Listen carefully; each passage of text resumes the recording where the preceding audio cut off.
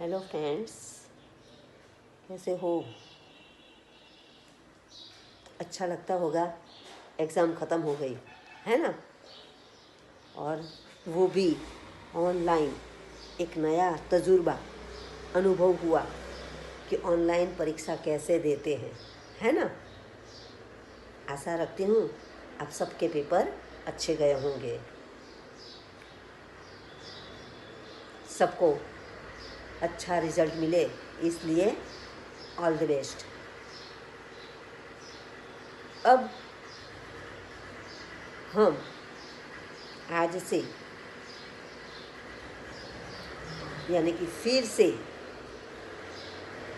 अभ्यास में लग जाते हैं। वैसे हमारा अभी एक परीक्षा बाकी है। कौन सी परीक्षा? फाइनल परीक्षा। और इसलिए हमें हमारे जो बाकी लेसन है उसको समझना है। अब आज फिर से हमारा अभ्यास शुरू करते हैं। तो हमारा नए समय का नया लेसन है, लेसन नंबर 5, धरती की शान। शान यानी इज्जत, गौरव। हमारी शान है, सॉरी, हम शान है किसकी? धरती की शान है। ये धरती माता है और इसकी शान हम सब है। इसके कवि है पंडित भरत व्यास जी। उन्होंने हमें यहाँ बहुत कुछ कहा है, बहुत कुछ समझाया है। हम कैसे हैं, हम क्या कर सकते हैं। मनुष्य एक ऐसा प्राणी है जो चाहे वह कर सकता है। धरती से आसमान को भी मिला सकता है। नदी का मुख यानी कि उसकी प्रवाह जो होता है, वह प्रवाह भी जहाँ चाहे मोड़ सकता है।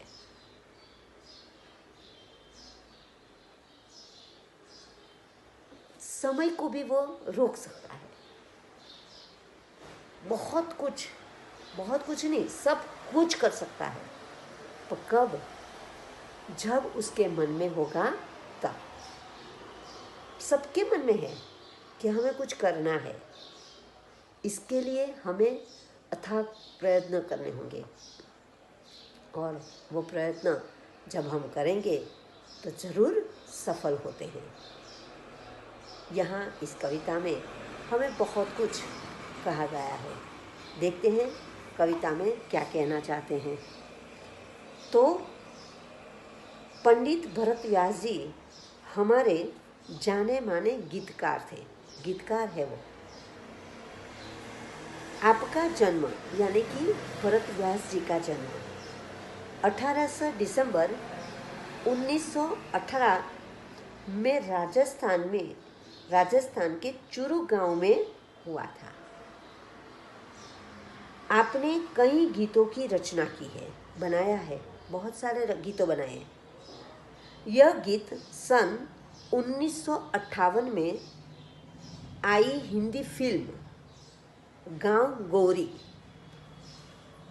ब्लैक एंड वाइट थी, गांव गौरी फिल्म थी, उस फिल्म का ये गीत है, से लिया गया है। इस गीत में कवि ने मनुष्य को सबसे बुद्धिमान बताया है। हमने आगे बात कही, सबसे बुद्धिमान हो तो मनुष्य है। मनुष्य ने अपनी बुद्धि और कठोर परिश्रम के आधार पर जल, स्थल और आकाश में कई उपलब्धियां अर्जित की है। उपलब्धियां यानी हमारे संशोधन, नए नए साधन, बहुत सारे कुछ नई खोज निकाल दी है। मनुष्य प्रकृति को बहुत सीमा तक अपने अनुकूल ढालने में सफल हुआ है, यानी कि अपने हिसाब से आसपास के अनुकूल वातावरण में वो ढांच लेता है, अपना कर लेता है। इतनी शक्ति हम मनुष्य में होती है। मनुष्य के लिए कोई भी कार्य असंभव नहीं है। मनुष्य जो चाहे वह कर सकता है। यही भाव काव्य में अंतर्निहित है, यानी कि यहाँ बताया गया है कि हम क्या क्या कर सकते हैं, और यही बात मनुष्य की महानता का प्रमाण है, सर्टिफिकेट है कि ये क्या क्या कर सकता है। और बहुत सारे लोगों ने, जिनको हम आज भी याद करते हैं, उन लोगों ने हमें बता दिया है कि हम क्या कर सकते हैं। आज अभी भी बहुत सारे लोग इस कार्य में जुटे हुए हैं, कुछ ना कुछ दुनिया को दिखाने में। और बहुत सारे हम में से ऐसे लोग भी हैं जो कल अपना भविष्य उज्जवल बनाएंगे। तो यहाँ इस काव्य में हमें कुछ नया समझने मिलने वाला है। क्या है? धरती की शान तू, भारत की संतान, तेरी मुट्ठियों में बंद तूफान है रे, मनुष्य तू बड़ा महान है। क्या कहते हैं कि धरती की शान तू, हर एक मनुष्य धरती की शान है, इज्जत है, गौरव है। भारत की संतान, भारत माता की संतान है। तेरी मुट्ठियों में, मुट्ठी, हम जो मुट्ठी बंद कर देते हैं तो उसके अंदर बंद करने से कुछ बंद नहीं हो जाता है, उसके अंदर पूरी ताकत है। हम दौड़ते हैं तो हमारी मुट्ठी बंद कर देते हैं और फिर दौड़ते हैं, क्यों? जोर लगाने के लिए।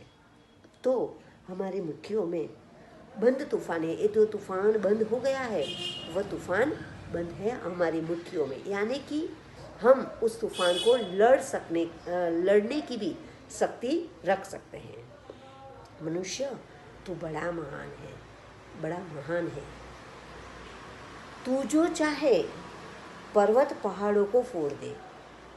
पर्वत को तू फोड़ सकता है। पर्वत को फोड़ सकते हैं कोई? उसके पत्थर कितने जमे हुए होते हैं, पर ना, वो भी वह कर सकता है। तू जो चाहे नदियों के मुख को भी मोड़ दे। नदियों के प्रवाह, मुख यानी प्रवाह, उसके प्रवाह को भी मोड़ सकते हैं। मोड़ना यानी बदलना, बदल सकते हैं।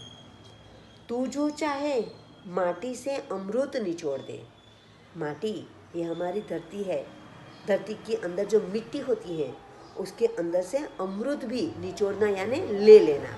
हम ले लेते हैं। माटी का उपयोग हम हर एक जगह करते हैं।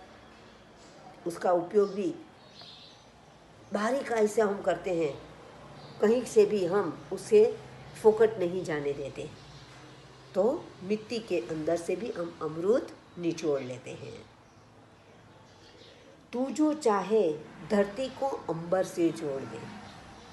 जो तेरे मन में हो कि ये धरती माता है, उसे अंबर से मिलवाना है। अंबर यानी आकाश, आकाश से मिलवाना है, उसका मिलन करवाना है, तो वो भी तू कर सकता है। और आज इसीलिए बहुत सारे लोग चंद्र पर गए हैं, मंगल पर गए हैं, और वहाँ पर यहाँ जैसी ही धरती वहाँ खोज निकाली है। अमर तेरे प्राण, मिला तुझको वरदान। तेरे प्राण अमर है, जो मरे ही नहीं। यानी कि हम नाम कमा लेते हैं तो हमारा नाम बन जाता है, और हमारा नाम बन जाए तो हमारा प्राण अमर है। तुझको ये वरदान मिला हुआ है। किसको? मनुष्य को। तेरी आत्मा में स्वयं भगवान है रे। हमारी आत्मा में भगवान है, स्वयं भगवान बैठे हैं। और इसीलिए कहते हैं कि सुबह उठते समय और रात को सोते समय हम जो भगवान को याद करके सोते हैं और उठते हैं तो हमारा दिन सफल होता है। रात को आभार मानिए भगवान का और सुबह उठते हुए भगवान से प्रार्थना करो कि भगवान हमारे साथ रहना, हमारा दिन अच्छा जाए। तो स्वयं भगवान है हमारे साथ। वैसे भगवान दिखाई नहीं देते हैं, पर हर एक के पास है, कण कण में है, पर हम उन्हें देखने की कोशिश नहीं करते हैं। नयनों में ज्वाल, तेरी गति में भूचाल। नयनों, नयन यानी आँख, नाक में ज्वाल है, अग्नि है। देखना आप कि कोई गुस्सा हो गया हो तो उसकी आंखों से पता चल जाता है कि वो गुस्से में है, तो हम उसे बुलाएंगे नहीं, यानी कि उसके अंदर ज्वाल है। तेरी गति में भूचाल, तेरी जो गति है, चलना है, उसमें वो भूचाल आया हुआ है, भूकंप आया है। तेरी छाती में छिपा महाकाल है। तेरी छाती के अंदर महाकाल, महाकाल यानी शिव जी भगवान छिपे हुए हैं। पृथ्वी के लाल, तेरा हिमगिरी सा भाल। पृथ्वी का लाल, लाल कहा है उसे, लाल यानी बेटा, पृथ्वी का बेटा है। तेरा हिमगिरी सा बाल, हिमगिरी बड़ा सा भाल, भाल यानी कपाल, बड़ा सा है। तेरी भ्रुकुटी में तांडव का ताल है। भ्रुकुटी, भ्रुकुटी यानी पापण, उसके अंदर तांडव का ताल है। आपने शंकर भगवान का तांडव नृत्य देखा होगा, तो उसके अंदर उनका चेहरा देखना, हर एक चेहरे में कुछ न कुछ बताते हैं, यानी कि कहना चाहते हैं। वही हम हमारे इस पापण से कह देते हैं। गुस्सा हो, हास्य हो, कुछ दुख हो, सब कुछ हम आँखों से बता देते हैं सामने वाले को। सिर्फ समझने की कोशिश करनी है, जो हम कर नहीं सकते हैं। तो तेरी, क्या कहते हैं कवि, तेरी भ्रुकुटी में तांडव का ताल है। निज को तू जान, निज यानी खुद को, तू जान, तू पहचान, जरा शक्ति पहचान। तेरे अंदर कितनी शक्ति है वो तू पहचान ले और फिर आगे बढ़ तो तू सफल होगा। तेरी वाणी में युग का आह्वान है। तेरी वाणी में युग का आह्वान है। निर्माण करना है, हमें बहुत कुछ निर्माण करना है जो तेरी वाणी में है। वाणी ही सबकी आगे ला सकती है और पीछे धकेल सकती है। हमारी बोली अच्छी होनी चाहिए। बस एक हास्य, सिर्फ एक शब्द ही बोलने से हमें सब कुछ मिल जाता है जो हम पहचानते नहीं हैं, और हम मन में, मुंह में जो भी आए बोल देते हैं, और इससे हम हमारे सब कुछ किया हुआ बिगाड़ देते हैं। यानी कि तेरे मुंह में युग का आह्वान है। धरती सा धीर, तू है अग्नि सा वीर। धरती, ये धरती कैसे धीरज वाली है, उसके अंदर ऊपर सब कोई दौड़ते जा रहा है। कितने भूकंप आते हैं, कितने धरतीकंप होते हैं, कितने सारी मुश्किल का सामना ये धरती माता कर रही है। तो उसके जैसा ही तू धीरज वाला है। तू है अग्नि सा वीर। अग्नि सबको जला देती है, तू भी सबको जला सकता है। कैसे? अपने कार्यों से। यानी कि धरती जैसा धीरज वाला है तो अग्नि जैसा बड़ा अग्निदायक है, जला सके वैसा है। तू जो चाहे तो काल को भी थाम ले। थाम ले यानी रुकवा दे, अटका दे। तू जो चाहे तो काल को, समय को रोक सकता है। पापों का प्रलय रुके, और तब पाप जो होते हैं, ये धरती पर कितने सारे पाप होते हैं, आप हर रोज़ टीवी में देखते जा रहे हो। तो ये सब पाप का जो प्रलय है, वो जो भूकंप जैसा ये आ गया है समय, तो उससे भी तू रोक सकता है। पशुता का शीश झुके। ये जो पशुता यानी जिन्हें हम क्या कहेंगे,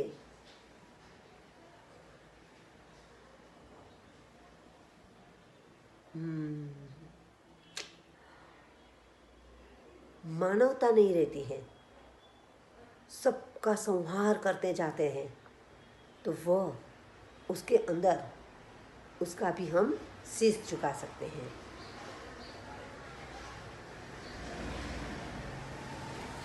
तू जो अगर हिम्मत से काम ले, तू हिम्मत से जो काम ले तो ही ये हो सकता है।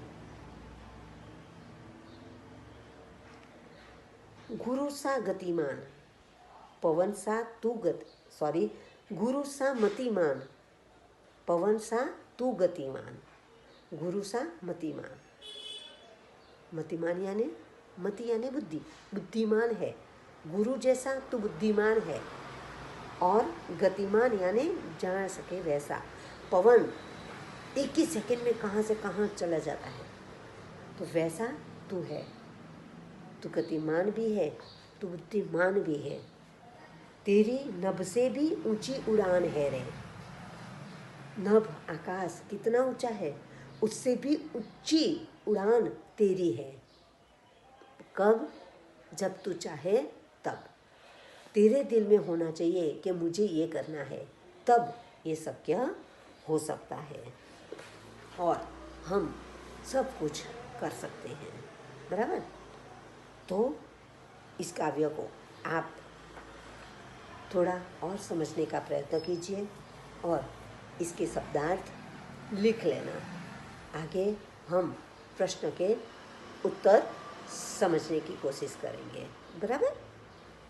ये काव्य मुखपाठ भी आपको करना होगा, जो आने वाली परीक्षा में पूछा जाएगा।